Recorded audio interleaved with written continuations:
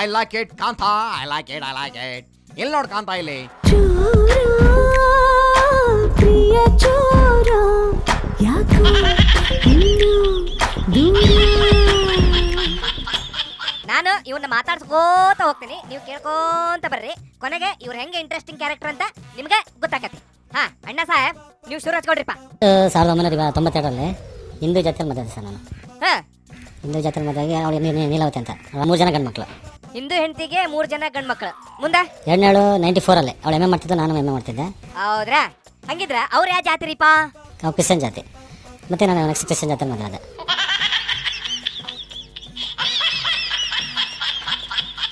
ಓಹೋ, ಅವರು ಕ್ರಿಶ್ಚಿಯನ್. ಅವಳಿಗೆ ಎಷ್ಟು ಮಕ್ಕಳಪ್ಪ? ಅವಳಿಗೆ 2 ಜನ ಹೆಣ್ಮಕ್ಳು. ಒಳ್ಳೇದು. ಮುಂದೆ ಈಗ ಮದುವೆ ಆಗಕ್ಕೆ ಎಷ್ಟೆಲ್ಲ ಲಕ್ಷಾಂತರ ರೂಪಾಯಿ ಖರ್ಚು ಮಾಡ್ತಾರೆ, ಆಸ್ತಿ ಮಾಡ್ತಾರೆ, ಎಲ್ಲ ಮಾಡಿ ಮದುವೆ ಆಗ್ತಾರೆ. ಬಟ್ ನಾನು ಯಾವ ಒಂದು ಇದರಿಂದಾನೆ ಅವ್ರಿಗಿಬ್ರಿಗೂ ಬಾಳ್ ಕೊಟ್ಟೆ ನಾನು.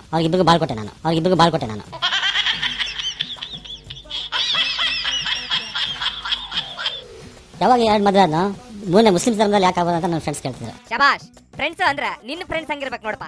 ನಂಗೂ ಫ್ರೆಂಡ್ಸ್ ಅದಾರ, ದಾರ್ಯಾಗ ಯಾರ ಚಂದನ್ ಹುಡುಗಿ ಹೊಂಟ್ರ ನೋಡಾಕೂ ಬಿಡಂಗಿಲ್ಲ ಅಂತ ಫ್ರೆಂಡ್ಸ್ ನನ್ಗದಾರ. ಆಯ್ತು, ಮುಸ್ಲಿಂ ಧರ್ಮದಲ್ಲಿ ಆಗೋಣ ಅಂತ ನಾನು ಟ್ರೈ ಮಾಡಿದೆ. ಅವ್ರು ಹೇಳಿದ್ರಂತ ನೀನು ಮುಸ್ಲಿಂ ಹುಡುಗಿನ 3ನೇ ಮದುವೆ ಆಗ್ಬಿಟ್ಟಿ. ಕೊನೆಗೆ ಮೆಹಬೂಬಿ ಅನ್ನೋ ಚಳಕೆರೆ ಅವ್ರದ್ದು, ಅವ್ರನ್ನ ಯಾರೋ ಮುಖಾಂತರ ಪರಿಚಯ ಆಗಿ ಮದುವೆ ಆದೆ ನಾನು. 3ನೇ ಮದುವೆ ಹೆಂಗಾಯ್ತು?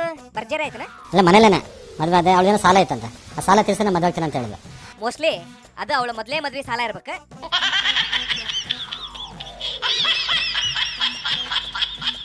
ಅದನ್ನ ತೀರ್ಸಿ ನೀನು ಅವಳ ಮದುವೆ ಆದೆ. ಈ ವಿಚಾರ ನಿನ್ನ ಇಬ್ಬರು ಹೆಂಡ್ರಿಗೆ ಹೇಳಿದ್ದಿಲ್ಲಪ್ಪ? ಇವ್ರು 2 ಹೆಣ್ತಿರ್ಗೆ ಹೇಳ್ದೆ ನಾನು, ನಿಮ್ಮ ಮುಸ್ಲಿಂ ಧರ್ಮದಲ್ಲಿ ಮದುವೆ ಆಗ್ತೀನಿ ಅಂತ. ಇವ್ರಿಗೆ 2 ಹೆಣ್ತಿರ್ಗೆ ಹೇಳ್ದೆ ನಾನು. ಒಪ್ಪಿ ಬಿಟ್ರಾ ಇವ್ರು? ಹೆಂಗ್ ಒಪ್ಪಿದ್ರಪ್ಪ? ಅದು ನಾನು ಅವ್ರು ಕೈ ಬಿಡಲ್ಲ, ಅವ್ರಿಗೆ ನಾನು ತೊಂದರೆ ಮಾಡಲ್ಲ. ಅವ್ರು 2 ಹೆಣ್ತಿನ ಚೆನ್ನಾಗಿ ನೋಡ್ಕೊಂತೀನಿ, ನಮ್ಮನ್ನು ಚೆನ್ನಾಗಿ ನೋಡ್ಕೊಂತ ನಾನು ಒಂದು ಭರವಸೆಯಿಂದ ಇನ್ನೆಲ್ಲ ಅವ್ರೇನು ಅಡ್ಡಿ ಮಾಡಲಿಲ್ಲ ನನಗೆ. ಓಹೋ, ಮ್ಯಾಟರ್ ಇಲ್ಲ ಐತಿ. ಒಟ್ಟಿನಲ್ಲಿ ನೀನು ಎಷ್ಟರ ಮದುವೆ ಆಗ ಅಭ್ಯಂತರ ಇಲ್ಲ, ಆದ್ರೆ ನೀ ಕೈ ಬಿಡದೆ ಇದ್ರೆ ಸಾಕು. ಹೌದಲ್ಲ?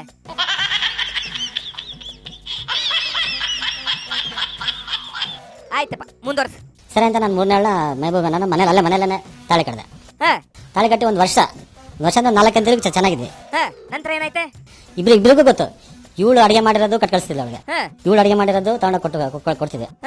ಅವಳು ಮಾಡಿರೋದು ಎಲ್ಲ ಚೆನ್ನಾಗಿದೆ. ಇತ್ತೀಚಿನ ದಿನಗಳಲ್ಲಿ ನನ್ನ ಸೈಟ್ ಮಾರಿ ದುಡ್ಡಿದ ಅಂತ ಹೇಳಿದಾಗ ಸೈಟ್ ಆ ಸಾಲ ಕೊಡ್ಬೇಕು, ಈ ಸಾಲ ಕಟ್ಬೇಕು, ಅದಕ್ಕೆ ಬೇಕು ಇದಕ್ಕೆ ಬೇಕಂತ ಇವ್ರು ಗೊತ್ತಿಲ್ಲ. ನಾನು ಒಡವೆಗಳು ಬಿಚ್ಚಿ ತಗೊಂಡಾಗ ಅವಳಿಗೆ ಇದು ಮಾಡ್ತಿರೋದಂತ. ಒಡವೆಗಳೆಲ್ಲ ಬೇಕು ಕೊಟ್ಟರು, ಸೈಟ್ ದುಡ್ಡೆಲ್ಲ ತಗೊಂಡಾಗೆಲ್ಲ ಇದು ಮಾಡಿದೆ.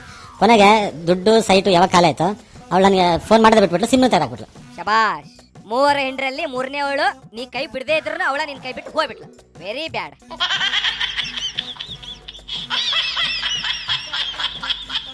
ನಾನು ಬಡವ್ರಿಗೆ ಬಾಳ್ ಕೊಡ್ಬೇಕು, ಮುಸ್ಲಿಂ ಒಟ್ಟು ಮೂರ್ ದಮ್ದನ ಹೇಳ್ತಾರೆ ಚೆನ್ನಾಗಿರ್ಬೇಕಂತ ಅನ್ಕೊಂಡೆ. ಬಟ್ ಅವಳು ನನಗೆ ಲಾಸ್ಟ್ ಮೂಮೆಂಟಲ್ಲಿ ಎಲ್ಲ ದುಡ್ಡಲ್ಲಿ ಇಸ್ಕೊಂಡು ಎಲ್ಲ ಕೈ ಕೊಟ್ಬಿಟ್ರೆ ಸರ್. ತತ್ತರಿಕೆ. ನಿಮ್ಮಂತ ಒಳ್ಳೆ ಮನುಷ್ಯರಿಗೆ ಹಿಂಗೆಲ್ಲ ಆಗ್ಬಾರ್ದಿತ್ತು ನೋಡ್ರಿಪ್ಪ. ಅಂದ್ರೆ ಒಂದು ಮಾತು ಹೇಳ್ತೇನೆ, ಹೇಳ್ಬಾರ್ದು, ಆದ್ರೂ ನೀವು ನಮ್ ದೋಸ್ತ್ ಅನ್ಕೊಂಡು ಈ ಮಾತು ಹೇಳ್ತೇನೆ.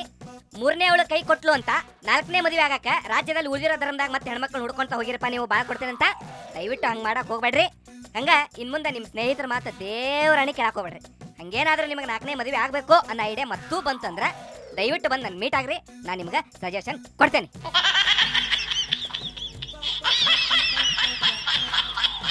ಆಯ್ತ್ರಿಪ್ಪ, ಇವತ್ತಿಷ್ಟ ಮ್ಯಾಟರ್, ಇವತ್ತಿಗೆ ಸಾಕು. ಮತ್ತೆ ನಾಳೆ ಸಿಗ್ತೀನಿ, ಬರ್ತೇನೆ. Bye bye.